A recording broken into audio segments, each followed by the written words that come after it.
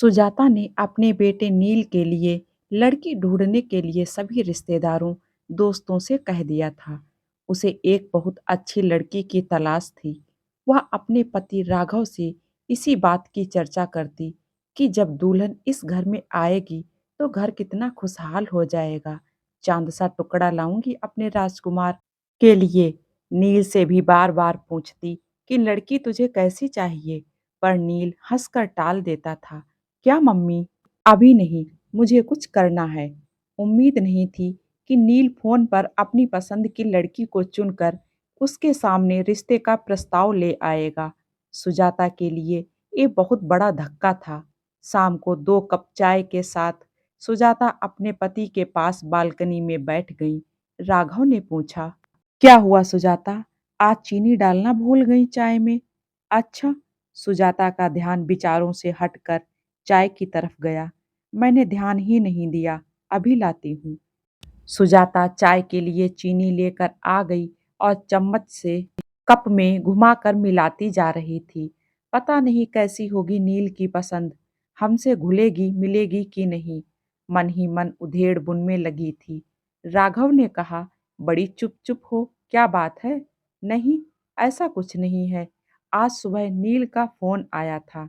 उसने बताया, माँ, आपको लड़की देखने की जरूरत नहीं है, मैंने लड़की पसंद कर ली है। सुजाता के पति को जब उसने नील से हुई बातचीत के बारे में बताया तो वो पूछने लगे कि अच्छा, कौन है लड़की, कहाँ से है, क्या करती है? कुछ पूछा नहीं तुमने? सुजाता ने जवाब दिया, नहीं, मैंने सोचा मिलकर बात करेंगे, कल आ रहा है ना। अगले दिन नील की पसंद का नाश्ता और खाना बनाकर फुर्सत से सुजाता जैसे ही बैठी तभी नील आ पहुंचा।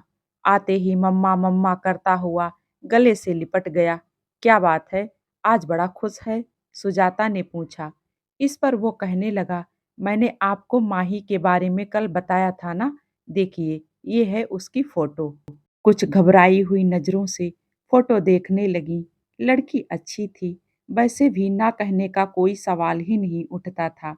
नील की पसंद जो थी, पर अपने लिए अपनी तरह से रिश्तेदारों में जान पहचान की लड़की देखने की उसकी इच्छा हमेशा रहती थी।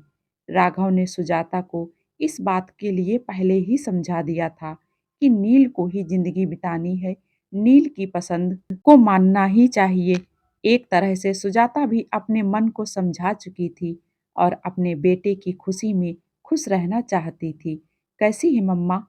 नील खुशी से चहकता हुआ बोला, प्यारी है, कहाँ रहती है, क्या करती है? सुजाता ने जवाब देते हुए उससे कई सवाल कर डाले। माँ, मेरी कंपनी के पास एक कंपनी है, उसमें जॉब करती है। उसके घर में उसके मम्मी पापा और एक छोटा भाई है, आपसे मिलवाना चाहता हूँ। नहीं बेटा, तुमने पसंद कर ली तो हमने पसंद कर ली, उसके पापा ने कहा। उसके मम्मी पापा बात कर लें, फिर इस रिश्ते को आगे बढ़ाएंगे। नील ये सुनकर बहुत खुश हुआ और माही के मम्मी पापा का नंबर तुरंत अपने मम्मी पापा को दे दिया। कुछ दिनों के बाद दोनों का रिश्ता पक्का कर दिया गया। माही सांवले रंग की थी, लेकिन हाँ, आंखें जरूर बड़ी बड़ी थीं। देखकर उसे सुजाता को लगा कि मैं तो इससे अच्छी ढूंढ कर लाती, गोरी चिट्टी, पर मन मसोस कर रह गई। सगाई बड़े धूमधाम से हुई, शादी भी हो गई, पर सुजाता को चिंता थी कि कोई मेहमान बहू के सांवले रंग पर कुछ बोल ना दे। लेकिन उसने देखा कि माही के चेहरे पर एक मुस्कान रहती थी। दुल्हन थी माही, पर फिर भी सबका ध्यान रख रही थी। आपने पानी पिया, आपने कुछ खाया? सब रिश्तेदार काफी तारीफ करते नहीं थक रहे थे, पर माही ज्यादा बोलती नहीं थी। शायद उसकी आदत ही थी ऐसी कम बोलना। सुजाता को माही से ज्यादा बातें करने का समय नहीं मिला। पहले मेहमान रहे, फिर वह हनीमून पर चले गए। वहां से लौटे तो दोनों की छुट्टियां खत्म हो गई थीं और दोनों दिल्ली लौट गए। नील ने 2 कमरों का एक मकान किराए पर लिया हुआ था। माही और वह दोनों साथ ही निकलते थे। दोनों की कंपनी पास पास थी। फोन पर थोड़ी बहुत बातचीत हो जाती थी, क्योंकि सुजाता को हमेशा राघव से माही की ही बात करनी होती थी। वह हमेशा कहती, शायद माही हमें पसंद नहीं करती। सुजाता को शिकायत होती कि वो दोनों घर नहीं आते। इस पर उसके पति राघव उसे समझा देते कि उनको छुट्टी नहीं मिल रही होंगी। अभी शादी पर ली तो थी छुट्टियां, पर सुजाता के मन में एक डर था। बिना जान पहचान की शादी हुई है। माही के कम बोलने की आदत की वजह से सुजाता और माही शादी के बावजूद भी एक दूसरे को ज्यादा करीब से नहीं जान पाए थे। एक दिन नील ने फोन किया और कहा, आप और पापा कुछ दिनों के लिए दिल्ली आ जाओ। हम दोनों को छुट्टी नहीं मिल रही है, लेकिन आप लोग यहाँ आ जाइए और साथ मिलकर रहेंगे। सुजाता ने बहुत आनाकानी करते हुए मना किया, फिर भी लेकिन नहीं, नील मानने को तैयार नहीं था। अच्छा, तेरे पापा से पूछकर बताऊंगी। राघव के हाँ कहने पर सुजाता की खुशी बढ़ गई और उसने एक लिस्ट तैयार कर ली कि क्या-क्या राघव के साथ वह बाजार से जाकर नील की पसंद का लेगी। माही की भी खाने-पीने की पसंद उसे कुछ-कुछ पता चल चुकी थी, इसीलिए उसने लड्डू, पंजीरी और घर का भी काफ़ी सामान बना लिया था और बाजार से भी उनके लिए सूट और टी-शर्ट खरीद लाई थी। आखिर पहली बार बेटे और बहू के पास जो जा रही थी, राघव और सुजाता टैक्सी करके दिल्ली पहुंच गए। सुजाता सोचने लगी, माही ऑफिस होगी, छुट्टी तो लेगी नहीं। दरवाजे पर ताला नहीं था। सुजाता को अच्छा महसूस हुआ। डोरबेल बजाते ही माही ने पैर छुए और चाय नाश्ता लेकर आ गई। माही ने कहा, आप नहा धोकर कपड़े बदल लीजिए, मैं थोड़ी देर में खाना लाती हूँ। सामने नया टॉवेल रख दिया है। ये सब देखकर राघव जी मुस्कुराए। थोड़ी तिरछी निगाह से सुजाता थोड़ी सी मुस्कुराहट के साथ नजरें नीची करके नाश्ता करने लगी। देखा, बहू कितनी समझदार है। राघव के एक कहने पर सुजाता कुछ नहीं बोली। कहती भी क्या। शाम को जब नील आया तो सब खुशी से मिले। सुजाता सामान दिखाने लग गई। सब बहुत खुश थे। नील, सुजाता और राघव तीनों बातें करने में लगे थे। माही अपने इधर उधर के सामान समेटने में लगी थी, बस एक छोटी सी मुस्कुराहट लिए। रात का खाना बाहर से ही ऑर्डर कर दिया गया था। सबने मिलकर खाया। खा पीकर सब सोने के लिए चले गए। माही ने 2 चादर, एक जग पानी और गिलास सब कुछ रख दिया था। सुजाता को मन ही मन खुशी हो रही थी और उन्होंने जैसा सोचा था, माही बिल्कुल वैसी ही थी, घर को घर समझने वाली। अगले दिन ऑफिस था। नील बताता था कि दोनों कॉर्नफ्लेक्स खाकर जाते हैं। सुजाता ने सोचा उन्हें कंपनी में मिल जाता होगा खाना पीना खाने के लिए, इसीलिए कुछ ज्यादा खाकर नहीं जाते। उसने सोचा क्यों ना मैं अपने राघव के लिए कुछ बना लूं। तभी माही की आवाज से उसका ध्यान टूटा। माँ, नाश्ता रेडीमेड है, ढोकला नील ने बाजार से ला दिया था। सुजाता ने देखा, माही नया सूट पहनकर तैयार थी। ये वो सूट था जो सुजाता लाई थी। माही ने आगे बोला, खाना बना दिया है, खा लीजिएगा। अपने दिए गए सूट में माही को देखकर सुजाता को बड़ी खुशी महसूस हुई कि माही ने दिए का मान रखा। सुंदर लग रही हो माही, सुजाता ने धीरे से कहा और तुरंत बात पलट दी। अरे, मैं नाश्ता बना लेती। माही ने कहा, नहीं माँ, आप क्यों काम करेंगी, अच्छा चलते हैं, कहकर गले लगकर ऑफिस के लिए निकल गई। सुजाता ने माही की आंखें पढ़ ली थी कि बिजी होने पर भी छोटी छोटी बातों का ध्यान रख रही थी माही।